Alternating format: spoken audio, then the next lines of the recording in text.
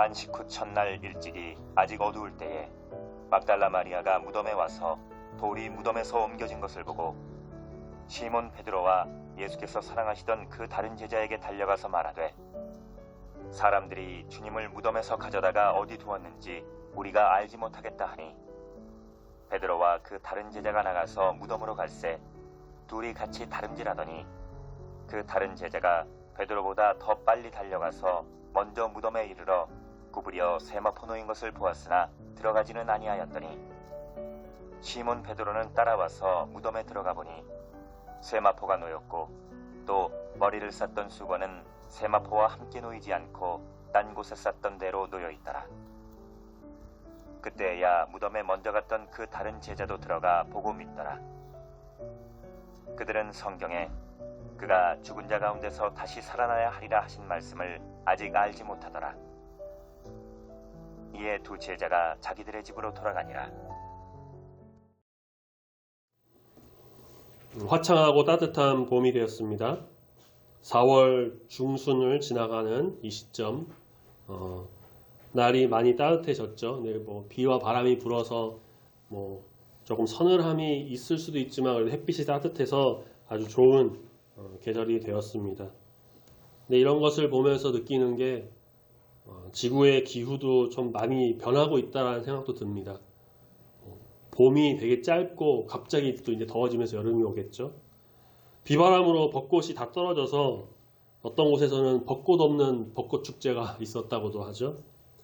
세상이 변하고 기후가 변하고 사람들도 변하지만 우리와 함께 하시는 부활의 주님은 변함없이 우리의 삶을 인도하시고 늘 함께 하시며 모든 것을 도와주십니다.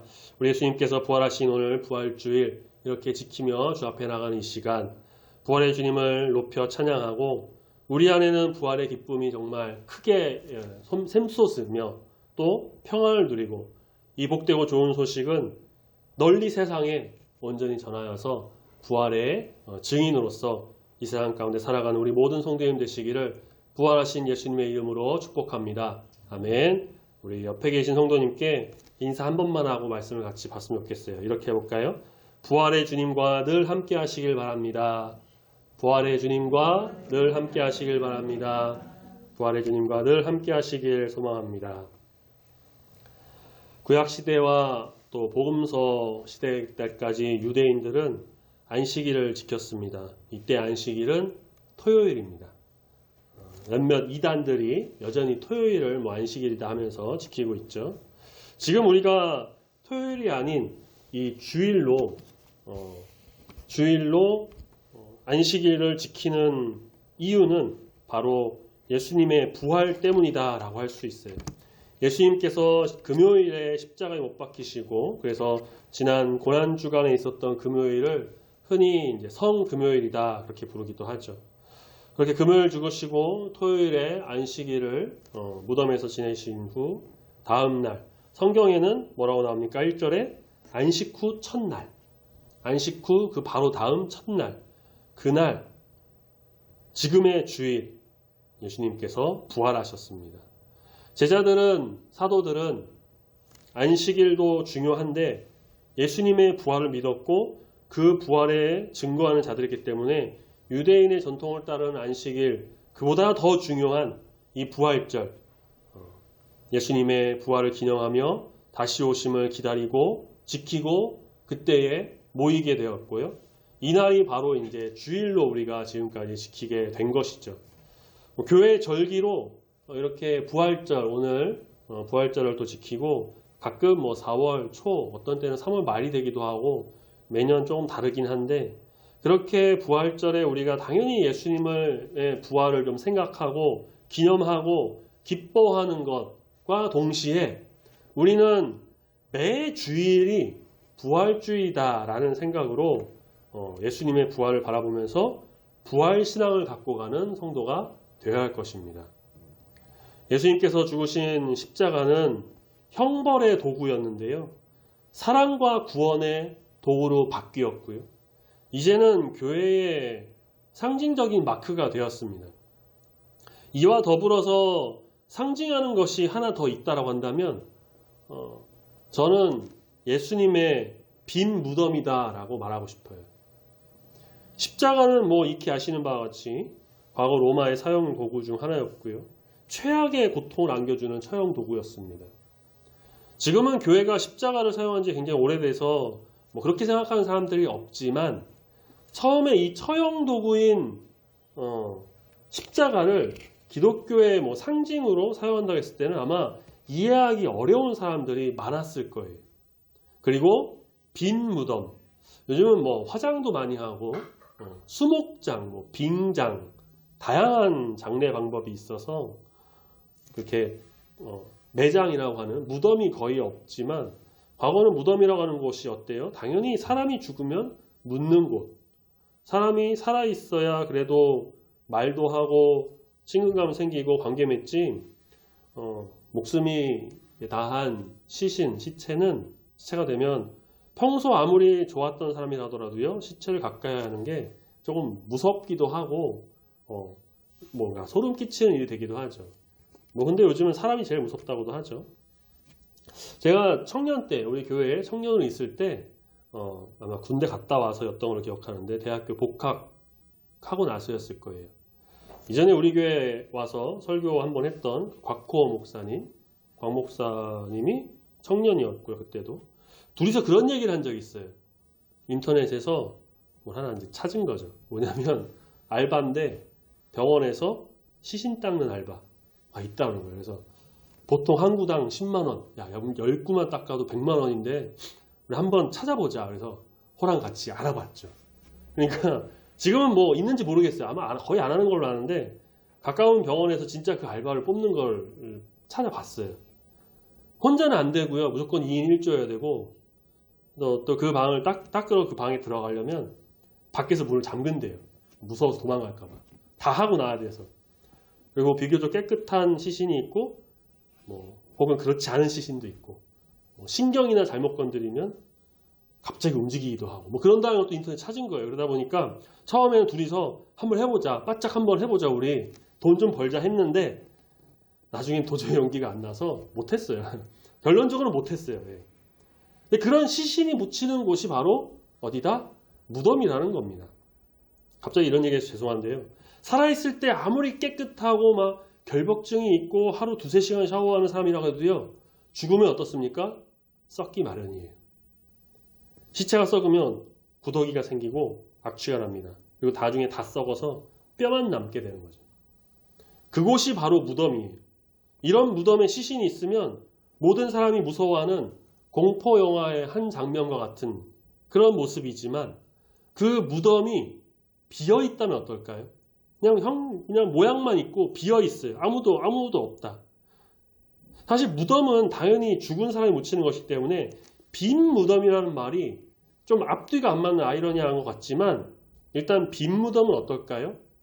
분위기는 스산할지 몰라도 시신은 없어요. 말 그대로 비어있는 곳이기 때문에 조금 덜 무서울 것 같아요. 그래서 빈 무덤은 완전히 새로운 의미를 지니게 됩니다. 그 빈 곳에 무엇이 있느냐에 따라서 가치가 달라집니다. 앞서 말한 처형 도구인 십자가 그리고 바로 이 빈 무덤 이 둘의 공통점이 뭐냐? 뭐 교회의 상징이다? 그것도 있지만요. 바로 예수님의 사랑과 소망이 담겨져 있는 또 우리의 구원이 된다는 것입니다. 예수님이 누우셨지만 이제는 빈 무덤이 된 그곳을 바라보면서 빈 무덤을 통해서 주시는 우리 하나님의 은혜가 이 시간에 우리 가운데 충만히 임하기를 소망합니다. 아멘. 사람들은 보통 이렇게 비어있는 것보다는 그래도 가득 차 있는 걸 좋아하는 편이라고 하죠.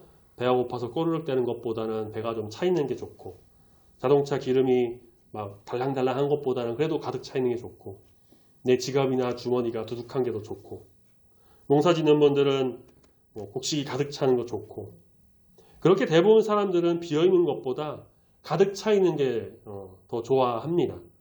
그럼 신앙은 어떨까요? 우리의 신앙은 그 반대이지 않나 싶습니다.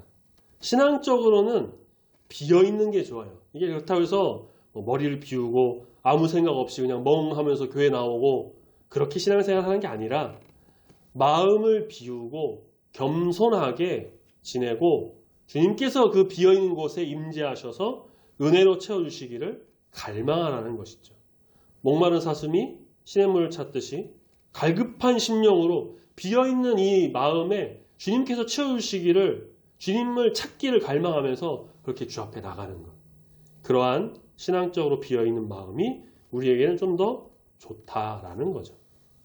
예수님께서 십자가에서 죽으시고 무덤에서 장사되셨지만 3일 만에 살아나셨습니다. 그렇게 그 무덤을 비우셨습니다. 빈 무덤으로 만드셨어요. 이것은 예수님께서 죽음의 권세를 이기시고 다시 살아나신 증거가 됩니다.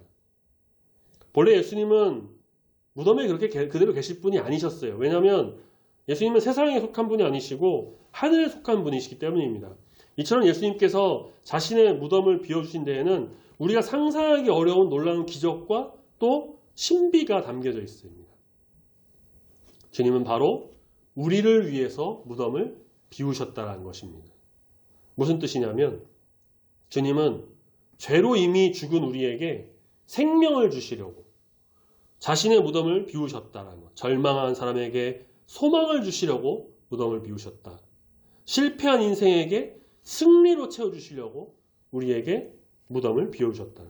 바로 우리가 주님의 무덤을 상징하는 이 교회에 들어와서 편히 쉬게 하시려고 자신의 무덤을 비워주셨다는 것. 그래서 예수님의 빈 무덤은 바로 우리를 위한 것입니다. 그런데 이 주께서 비워주신 무덤에 찾아오는 사람은 없었어요. 로마 군병들이 24시간 지키고 있었고 또 안식일이기도 했고 무덤 문은 또 큰 돌로 막혀 있었고요. 아직 해도 뜨지 않은 캄캄한 밤이었습니다. 예수님 당연히 죽으셨다라고 알았고 그 무덤에 시신이 있을 거라는 두려움과 무서움 또 공허함과 허탈함 여전히 남아 있었기 때문에 예수님의 빈 무덤 누구에게는 열려 있었지만 아무나 가지 못하는 그런 곳이 되었습니다. 자, 그런데 오늘 본문 말씀 1절에 보니까 예수님께서 죽으시고 장사된 지 사흘째 되는 날, 안식 후 첫날, 일찍이 아직 어두울 때에 막달라 마리아가 무덤에 와서 라고 말씀하고 있어요. 아무도 찾지 않고 아무도 오지 않으라고 했고 빈 무덤 열어놨는데 아무도 반기지 않았지만 한 사람이 찾아왔다는 거예요. 빈 무덤에 찾아오는 사람, 막달라 마리아. 유대인들은 전통적으로 이 안식일에는 아무것도 하지 않습니다. 하지 않았다가 아니라 하지 못했다가 더 맞는 것 같아요. 10계명에서 4계명에 안식일 기억하여 거룩히 지키라 라고 쉬라고 한 말씀을 토대로 이들의 이제 안식일 금해하는 아주 수백 가지의 규례를 만들었습니다. 그들이 만든 법과 전통으로 안식일에는 이런 일을 하지 못했고 걸어갈 수 있는 거리도 정해져 있었어요. 막달라 마리아는 그 아무것도 하지 못하는 안식일이 너무나 안타까울 정도로 왜 이렇게 시간이 안 가지? 그렇게 보냅니다. 어서 안식일이 지나야 다음날 빨리 예수님께 무덤에 가볼 수 있으니까요. 예수님 무덤 가서 시신 잘 있는지 부족한 건 없는지 지저분하진 않은지 3일밖에 안 됐지만 예수님 얼굴 한 번 더 보고 싶은 그 마음으로 그렇게 하루를 보냅니다. 누가복음에 보면요. 향품을 가지고 왔다고 그래요. 그건 시신 관리를 위해서 한 거죠. 안식 후 첫날 바로 그 다음날 안식일 지나고 바로 다음날 주일을 이제 기다렸습니다. 지금의 이 주일 우리 성도님께서는 주일을 어떻게 생각하고 어떻게 보내고 계시나요? 저는 어렸을 때 이 주일에는 진짜 예배 하루 종일 교회에서 살라고 하고 예배 드리고 하나님 경배하며 교회 가는 날. 그래서 주일에는 게임도 못 하고요. TV도 거의 못 봤던 것 같아요. 물론 어렸기 때문에 몰래 보거나 몰래 게임하거나 또 이제 좀 시간이 지나면서 막 중학교 고등학교 막 되면서는 공부해야 된다면서 그냥 가기도 하고. 근데 어렸을 때는 그런 거를 이제 배웠어요. 토요일 저녁에는 항상 목욕해야 되고 주일을 위해서 헌금도 미리 신권 막 준비해서 성경책 끼워두고 옷 세탁해서 깔끔하게 아니면 새로 산 옷 신발도 새거 좀 더 나이가 들어서는 뭐 정장을 입기도 했었죠. 그래서 월요일이나 뭐 화요일 그때 옷을 사면요 신발 사면요 일주일 동안 못 신고 못 입어요. 그냥 보관만 해두는 거예요. 그러다가 주일날 처음으로. 그래서 아마 제 기억에는 옷이나 신발은 대부분 토요일에 샀던 것 같아요. 그래서 주일에 딱 입으려고. 근데 그게 뭐라고 참 그때는 그렇게 지켰는지 모르겠어요. 근데 이게 전부는 아니지만 주일을 준비하는 마음가짐과 자세, 이거는 정말 중요하다고 할 수 있죠. 어렸을 때 순수한 마음과 어른들의 가르침이 있어서 그렇게 했는데 점차 나이가 들면서 머리가 커지고 신앙에 좀 때가 묻고 그러다 보니까 주일이 그냥 익숙한 날이 되었고 아무렇지 않게 준비하면서 특히 또 전도사, 목사, 이렇게 사역자가 되면은 더 주일을 경건하고 거룩하게 기쁜 마음으로 맞이해야 될 텐데 이게 이렇게 사역을 하다 보니까 평일보다 더 힘든 날이 돼버리는 거예요. 그냥 일하는 날이 되기도 하고 더 분주하고 더 많이 돌아다니고 더 말도 더 많이 하고 그래서 부교육자 있을 때는요 사역 다 끝나고 제가 있었던 곳은 오후 예배까지 해서 한 4, 5시면 다 끝나는데 그렇게 하고 집에 오면은 그야말로 녹초가 되는 날이 되게 많았어요. 그러다가 가끔 주일 그 오후 예배 끝나고 저녁에 뭐 따로 특별한 모임이 있다, 뭐 부흥회다, 아니면 장례식장 간다. 그러면 그날 진짜 쓰러지는 날이에요. 주일을 맞이하는 마음과 자세 어떠십니까? 때는 아직 이른 새벽입니다. 해가 이제 막 뜨려고 하기 때문에 어두어둑해요. 어두운 새벽길, 연약한 여자 홀로 걸어간다는 것 어떤 마음일까요? 굉장히 두렵고 무서움이 있을 거예요. 어두워서 귀신 나온다는 무서움이 아니고요. 여인 혼자서 그 밤길 갈 때 사람이 더 무섭죠. 밤길에 여인 혼자서. 그래도 지금은 불빛이라도 좀 있고 치안이 좋아서 다행이죠. 당시에는 어땠을까요? 불빛이 어디 있어요? 산길 아무것도 없는 거기에 그냥 자기가 들고 있는 약한 불빛 하나 의지해서 무덤으로 갑니다. 누가 어디서 어떻게 나올지 몰라요. 강도가 나올 수도 있고요. 특히 당시 고대 근동에서 여성의 지위가 좀 낮았던 걸 생각하면은 더욱 두려웠을 겁니다. 막달라 마리아는 두려웠지만 두려워하지 않았어요. 말이 좀 안 맞는 것 같지만 정말 두려웠는데 또 두렵지 않았습니다. 그녀는 예수님을 사랑하는 그 마음이 있었기 때문에 빨리 예수님께로 가서 봐야 한다는 그 마음 때문에 무서움이 사라졌을 거예요. 무덤 앞에 지키는 군사들이 있었을 것도 알았겠지만 별로 개의치는 않았을 거예요. 뭐 어떻게 돌을 옮기지? 그것도 좀 걱정됐지만 그래도 하나님께서 인도하심이 있을 거라는 믿음으로 예수님 보려고 어쩌면 어떻게 무덤까지 왔는지 기억도 나지 않을 정도로 예수님만 바라보면서 마음속에 오직 머릿속에 예수님만 보면서 그 기대와 소망으로 갔을 겁니다. 우리가 주일을 맞이하는 마음과 자세가 바로 이렇게 되기를 소망합니다. 그냥 반복적으로 우리에게 오는 그런 날 주일 오전 정해진 시간이니까 의무적으로 로봇처럼 딱딱딱 그냥 와서 예배드리는 돌아가는 그런 게 아니라 내가 이 시간에 정말 이 예수님을 만나겠다. 부활하신 주님을 만나야겠다라는 그 마음으로 우리를 위해 죽으셨지만 다시 살아나셔서 우리의 모든 삶을 또 공감하시고 이해하시고 함께 하시는 예수님을 내가 반드시 만나야겠다라고 하는 그 심정으로 빈무덤을 향해 달려가는 간절한 소망으로 항상 주일을 준비하고 나아가는 우리 모든 성도인들이 되시길 소망합니다. 아멘. 그렇게 도착한 무덤 어땠습니까? 입구를 보니까 복음서마다 조금씩 다르지만 오늘 요한복음에서는요. 돌이 이미 옮겨졌어요. 막달라 마리아는 아마 자기 눈을 의심했을 겁니다. 오면서 걱정도 했겠죠. 아까 말씀드린 것처럼 돌을 어떻게 옮기지? 근데 이미 돌이 옮겨져 있어요. 어떻게 이런 일이 일어났지? 혹시 누가 예수님 시신 훔쳐갔나? 로마군이나 제사장들이 예수님 시신에 무슨 짓이라도 했나? 도둑 들었나? 무덤 입구를 막았던 돌이 옮겨진 것을 보고 무슨 일이 분명히 일어났다는 것을 짐작한 막달라 마리아는 2절에 시몬 베드로와 예수께서 사랑하시던 그 다른 제자 요한이죠. 그곳으로 빨리 돌아가서 그 사실을 알립니다. 무덤이 비었다라는 충격적인 사실을 전해요. 두 사람이 듣자마자 오늘 말씀해 보니까 바로 다름질하니 4절에 둘이 같이 다름질합니다. 빨리 달려가요. 같이 뛰었는데 요한이 베드로보다 먼저 도착했습니다. 정말 돌이 옮겨졌고요. 무덤 입구에서 안을 이렇게 보니까 5절 세마포 놓인 것이 보입니다.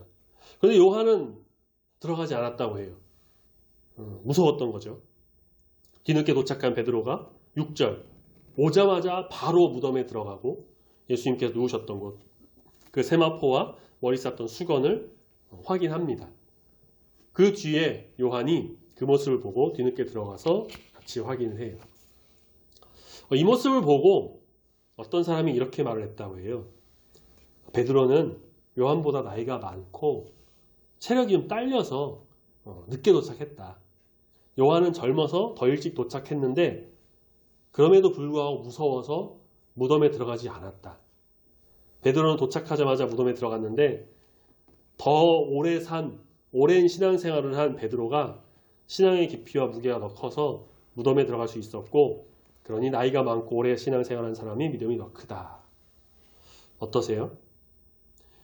믿음의 크기와 무게, 연령을 우리가 측정할 수는 없지만 나이가 많고 적음과는 믿음 관계는 상관이 없습니다. 나이가 많다고 해서 무덤에 들어갈 믿음이 무조건 있는 것도 아니고요. 젊다고 해서 철부지엄에 아무것도 모르는 그런 사람도 아니에요. 물론 연륜이라는 거는 무시할 수 없겠죠. 그렇지만 그렇다고 해서 신앙과 나이를 무조건 연결시키는 건 바람직하지 않겠죠. 여기선 단지 베드로가 그냥 겁이 없는 그런 그냥 막 호탕적인 그런 성격이어서 그랬던 거고요. 요한은 좀 겁먹어서 그랬을 뿐입니다. 이 모습으로 신앙의 깊이와 무게를 판단하기는 어려워요. 중요한 건 뭘까요? 빨리 가든 늦게 가든 빈 무덤을 향해 갈 때 내 마음의 생각이 어떠냐라는 겁니다. 막달라 마리아가 무덤에 돌이 굴려졌고 무덤이 비었다는 이야기를 듣고 달려가면서 이 둘이 무슨 생각했을까요? 막달라 마리아랑 비슷한 생각하지 않았을까요? 예수님 시신 없으면 진짜 어떻게 되지? 유대인들이 해코지라도 했으면 어떡하지? 예수님 시신에 문제 생긴 거 아니야? 진짜 도둑 맞았나? 아니면 예수님 부활하신다라고 했던 걸로 기억하는데 이제 우리 부활하신 예수님 다시 볼 수 있는 거 아니야? 얼른 가서 예수님 만나야 되는 거 아니야? 이랬을까요? 8절 요한도 베드로가 들어가서 무덤 살펴보는 것을 보고는 그제야 들어가서 보고 믿었다고 하죠. 로마서 10장 9절에서 10절 말씀을 제가 읽어드리겠습니다. 내가 만일 내 입으로 예수를 주로 시인하면 또 하나님께서 그를 죽은 자 가운데 살리신 것을 내 마음에 믿으면 구원을 받으리라. 사람이 마음으로 믿어 의에 이르고 입으로 시인하여 구원에 이르느니라. 눈으로 보고 마음에 믿어서 하나님께서 예수님을 죽은 자 가운데 살리신 것을 믿을 수가 있는 것이고요. 또한 구원을 받을 것이라고 말씀합니다. 그리고 구체적으로 믿음을 입으로 시인해야 또 구원을 받을 수 있다라는 것. 요한은 베드로가 들어간 무덤을 이제 베드로가 먼저 들어갔던 무덤에 나중에 들어가서 보고 나서야 비로소 빈 무덤이구나 확신을 했습니다. 물론 우리 9절의 말씀에 보는 것처럼 그들이 아직 예수님께서 살아계신다라는 그 말씀을 기억하지 못했어요. 예수님이 정말 부활하셨다는 것을 깨닫지는 못했어요. 그건 아니었어요. 무덤 입구에서는 근데 의심이 들었던 거죠. 이거 들어갈까 말까? 무섭네? 예수님 진짜 어떻게 되셨나? 어디 가셨지? 빈 무덤을 향해 달려갔지만 그 앞에서 어물대고 확실하게 믿는 것이 아니라면 완성되지 않은 믿음이라고 볼 수도 있겠죠. 들어가서 확인하고 확실하게 하는 믿음이 되어야 할 것입니다. 그래서 성도들은 믿음이 생기는 아까도 말씀드렸죠. 빈 무덤이 상징하는 곳 어디라고요? 교회에 와야 된다라고 생각을 하는 거예요. 물론 개인적으로 하나님의 임재를 경험할 수도 있고요. 여러 상황으로 인해서 교회에 못 오게 되는 경우 온라인으로 예배 드릴 수도 있고 그렇게 할 수도 있습니다. 그렇지만 주의를 지키며 교회에 오는 것이 믿음 성장의 기본이다라고 할 수가 있습니다. 제 대학교 때 있었던 IVF 선교단체인데 학교 동아리 있었죠. 교회를 다니지 않다가 학교에서 그 IVF 사람들의 전도를 통해 캠퍼스 전도를 통해서 하나님 믿은 학생들이 꽤 있었어요. 그래서 IVF를 통해서 양육받고 예배드리고 말씀 보고 배우고 듣고 그렇게 신앙생활을 쭉 이어가던 동생들, 그때는 제가 나이가 많았으니까 다 동생들이었는데 그런 친구들 있었는데 학교 다니면서는 그 친구들 보니까 IVF 하면서 막 리더도 하고 예배 때 막 간증도 하고 찬양인도 하고 기도 모임 때 막 방언 기도하고 근데 교회는 안 다녀요. 주일에 뭐 하나 물어봤더니만 인터넷이나 TV 틀어놓고 설교 틀어놓고 혼자 기타 치면서 혼자 예배드린대요.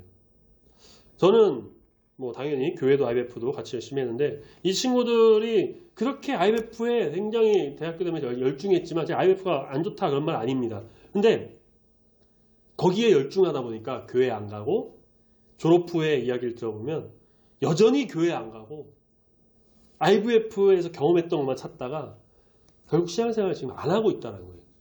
얼마나 안타깝습니까? 그래서 제가 학교 다닐 때 그 친구가 종종 얘기했어요. 주일에 교회 가라. 어딜 갈지 모르면 교회 다니는 다른 그 친구들이나 동기 선배 따라서 그 교회 따라가라. 아니면 가까운 곳이라도 가라. 졸업하면 IBF가 다 해줄 것 같냐? IBF에서 다 신앙생활 할 것 같아? 아니야, 너 교회에서 생활생활 해야 돼. 라고 이야기한 걸 들은 친구들은 중에 간 친구들은 뭐 있는데 안 간 친구들이 더 많았습니다. IBF가 좋았던 거죠. 교회가 이렇다 저렇다 뭐 문제가 많다 어쩐다 하더라 그렇다 할지라도요. 교회는 예수 그리스도의 피값으로 세워졌기에 이곳에서 바로 믿음이 자라나게 됩니다. 혼자 봐서는 믿음이 확고해지지 않아요. 함께 봐야 돼요. 막달라 마리아는 베드로와 요한을 불렀고요. 빈무덤에 먼저 왔지만 잘 들어가지 못했던 요한도 베드로를 따라 들어가서 함께 보고 믿었습니다. 그래서 기독교는 신앙 공동체예요. 혼자 믿는 종교가 아니라는 겁니다. 불교, 이슬람교, 힌두교 그냥 혼자 산에 들어가고요. 혼자 기도하고요. 혼자 고행할 수 있어요. 그런데 교회는 함께 모여서 함께 예배드리는 함께 찬양하고 함께 하나님 높이면서 더불어 함께 주 앞에 나아가는 신앙 공동체라는 것입니다. 서로 사랑하고 교제하며 겸손하게 주님 앞으로 나가는 그렇게 한 몸 이루는 하나님의 손이 임하는 우리 중부교회 공동체가 되기를 소망합니다. 아멘. 찬송가 154장 3절의 가사를 보면요. 이렇게 하죠. 마리아처럼 새벽에 주께로 갑니다. 빈 무덤 내게 보이사 날 가르치소서. 빈 무덤은 우리에게 무엇을 가르치고 있습니까? 예수님의 빈 무덤은 시체가 없어진 그냥 하나의 사건으로 끝난 게 아닙니다. 우리에게 참 소망이 무엇인지, 참 부활이 무엇인지, 부활하신 주님이 어떤 분이신지, 능력의 하나님께서 어떤 놀라운 일을 이루셨는지를 보여주는 그것이 바로 빈 무덤입니다. 비어있는 우리 마음에 찾아오셔서 은혜로 채워주시고 성령으로 채워주시는 주님의 크신 일이 우리 가운데 일어나길 소망합니다. 빈 무덤을 보고 믿고 같이 함께 교회에 나와 예배드림으로 마음과 뜻과 정성을 다해 아름다운 주의 공동체를 만들어가는 우리 모두가 되길 소망합니다. 무엇보다도 이 빈 무덤은요, 예수님의 부활을 알려주는 증거입니다. 거기에 만약에 시신이 그대로 있었다면 어떨까요? 무덤 입구에 돌이 움직여지지 않고 그대로 막고 있고 병사들도 그냥 지키고 있었다. 어쩌면 마리아와 제자들은 그래, 예수님 시신 그대로 잘 있겠구나. 다행이다. 아무 일 없었네. 잠깐 부탁하고 향품만 발라드리고 가자. 정리만 하자. 그러면서 마음에 안심을 하고 돌아갔을 수도 있어요. 하지만 거기엔 부활이 없죠. 고난받고 십자가 달려 죽으신 예수님으로 끝나면 50% 거기서 끝이 아니라 부활하신 예수님을 만나고 믿어야 합니다. 빈 무덤이 되어야 100%가 완성이 됩니다. 그 부활하신 예수님을 보여주는 증거가 바로 이 빈 무덤이라는 것. 마리아와 또 제자들이 빈 무덤을 보고 놀라고 겁나고 걱정했지만 부활하신 예수님 만난 뒤에 어떻게 됐습니까? 그들이 예수님의 부활의 증인이 되었고요. 빈 무덤을 본 확실한 증인으로서 세상에 예수님을 전파해 나갔습니다. 목숨 걸고요. 이제 우리가 그 부활의 증인이 되어야 합니다. 부활의 증거를 전하는 우리 모두가 되길 소망합니다. 빈 무덤의 증인인 성도인 것입니다. 우리의 소망이 되시고 능력이 되시고 살아서 임재하시는 우리 예수님의 정말 참된 제자로서 세상에 주의 복음을 전파하는 부활을 증거하는 빈 무덤을 확증하는 여기 모인 우리 모든 성도님들이 다 되시기를 부활하신 우리의 주님 예수님의 이름으로 축원합니다. 아멘. 같이 기도하겠습니다.